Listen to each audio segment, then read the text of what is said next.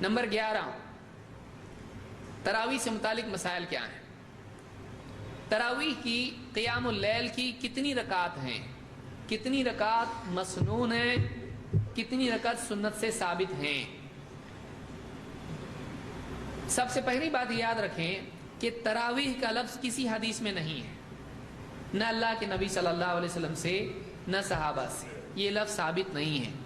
ہم کو اس لفظ سے کوئی جھگڑا نہیں۔ بعض لوگ کیا کرتے ہیں کہ تہجد الگ ہے، تراویح الگ ہے، تو سوال یہ پیدا ہوتا ہے کہ تراویح کا لفظ الگ ہے، یہ نماز الگ ہے، اور تہجد الگ ہے، یہ فرق آپ کہاں سے لائے؟ یہ لفظ ہی اللہ کے نبی صلی اللہ علیہ وسلم نے نہیں بتایا، یہ لفظ ہی نبی صلی اللہ علیہ وسلم کے صحابہ نے نہیں بتایا، آپ نے لفظ بنایا اور اس کی بنیاد پر الگ کر رہے آپ اس کو۔ ویسے ہی جیسے کوئی آدمی کہے کہ صلاۃ الگ ہے، نماز الگ ہے، تو نماز قرآن و سنت میں ہے، نماز کا لفظ عربی میں ہی نہیں ہے تو قرآن و سنت میں کہاں سے آئے گا؟ لیکن اس لفظ کو آپ نے بنایا اور آپ اس کی بنیاد پر کہہ رہے ہیں صلاۃ الگ ہے، نماز الگ ہے، لہٰذا وہ جو مؤذن کہہ رہا ہے حی علی الصلاۃ وہ کچھ اور ہے، وہ نماز کے لیے نہیں بلا رہا ہے، تو اس آدمی کو مجنون کہیں گے لوگ، پاگل ہو گیا ہے تو۔ صلاۃ ہی نماز ہے، بولے نماز الگ ہے صلاۃ ہے، ایسا نہیں ہے، لفظ الگ ہے لیکن کام ایک ہی ہے، کام ایک ہی ہے۔ تو یہاں پر تراویح اور تہجد، قیام اللیل، قیام رمضان، یہ سب کے سب کیا ہیں؟ ایک ہی ہیں، ایک ہی ہیں، الگ الگ نہیں ہے۔ کوئی آدمی کہتا ہے رحمان الگ ہے، رحیم الگ ہے، کرتا ایسا بہت ماریں گے پکڑ کے لوگ سے، دو معبود بنا رہا ہے۔ اللہ کے الگ الگ نام ہیں کہ نہیں؟ الگ نام ہونے سے کیا الگ ہو جاتا؟ ایک ہی اللہ ہے نا، ایک ہی ہے کہ نہیں؟ ایک ہی اللہ ہے لیکن اس کے نام کیا ہیں؟ الگ الگ، کئی نام ہیں۔ وَلِلَّهِ الْأَسْمَاءُ الْحُسْنَى، اللہ کے بہت سے نام ہیں، اچھے اچھے نام ہیں۔ تو اسی طرح سے ایک عمل کے کئی نام ہو سکتے ہیں اور ہیں، اس کو صلاۃ اللیل آپ کہیں، تہجد کہیں، قیام رمضان کہیں، قیام اللیل کہیں، تراویح کہیں، کوئی پرابلم نہیں، لیکن نماز ایک ہی ہے۔ لہذا اللہ کے نبی صلی اللہ علیہ وسلم نے جو نمازیں پڑھی ہیں اس کا نام صلاۃ التراویح آپ کہیں، کوئی فرق نہیں پڑتا ہے، تہجد کہیں، کوئی مسئلہ نہیں، جو چاہیں آپ اس کو ثابت شدہ نام کہیں، کوئی مسئلہ اس کا نہیں ہے۔ اس کی کتنی رکعات ہیں؟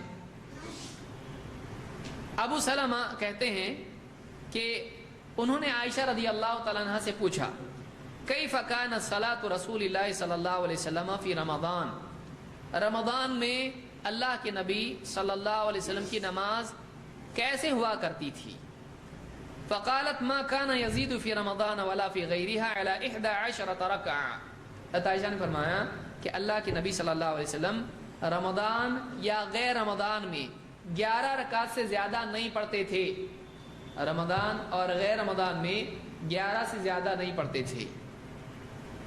يصلي 4 فلا تسأل عن حسنهن وطولهن، آپ 4 رکعت پڑھتے تھے اور پوچھ مت ان کے حسن کے بارے میں، ان کے طول کے بارے میں، کیسی عمدہ اور کیسی لمبی 4 رکعتیں پڑھتے تھے۔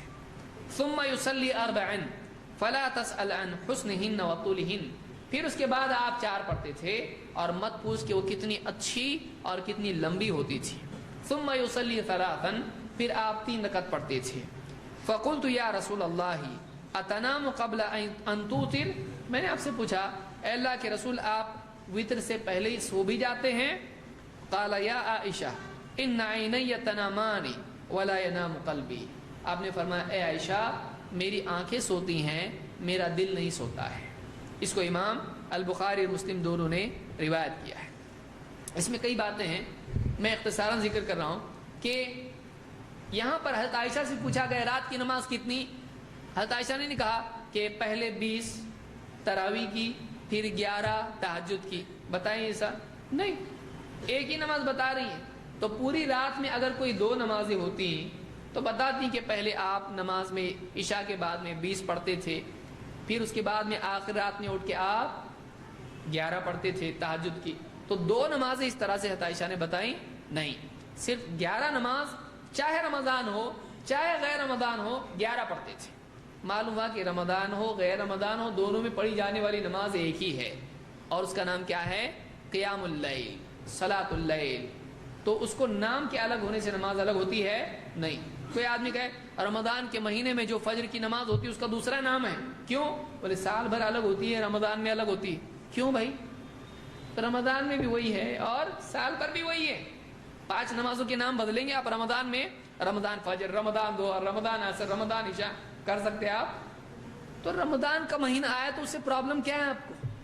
وہ ایک ہی نماز ہے, چاہے رمضان ہو غیر رمضان ہو. تو اس کے لیے آپ نام بدل کر اس کو زبردستی نماز الگ بنا دو, یہ غلط ہے. یہاں پر ایک سوال یہ پیدا ہوتا ہے کہ 4 ذکر کی گئی ہے نا, تو حضرت عائشہ ہی کی روایت میں ملتا ہے کہ آپ ہر 2 رکعت کے بعد کیا کرتے تھے؟ سلام پھیرتے تھے. تو یہ 4 کیسی تھیں؟ 2-2. اسی لیے آج بھی کیا کرتے ہیں, 4 رکعت کے بعد تھوڑا رکتے ہیں, اس کے بعد 4 رکعت پڑھتے ہیں. کوئی آدمی کا 4 ہیں, 2 کیسا ہوئی؟ تو آپ کہتے تراویح کی کتنی رکعت ہے آپ بتاؤ؟ 20 ایک ساتھ پڑھتے. تو 20 کیوں بولے آپ؟ جب آپ نے تراویح کی 20 رکعت بتائی تو آپ کو 20 ایک سلام سے پڑھتے آپ نہیں. تو تراویح کی 20 رکعت جب آپ کہہ رہے ہو تو اس میں آپ کے دل میں آپ کو معلوم ہے 20 لیکن کیسی؟ 2. تو یہ بھی 4 لیکن کیسی؟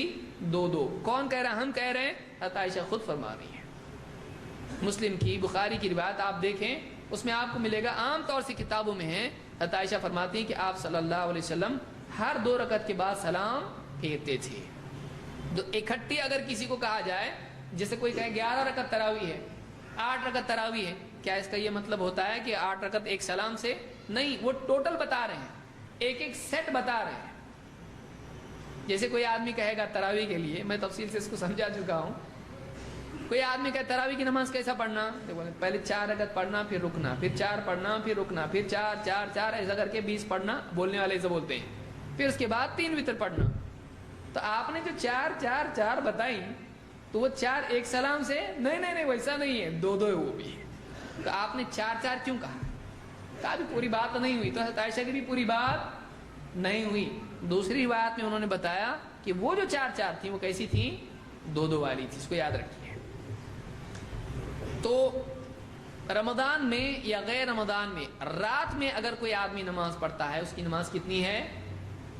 صلاۃ اللیل 11 رکعات ہے. اس کو بخاری اور مسلم دونوں نے روایت کیا ہے.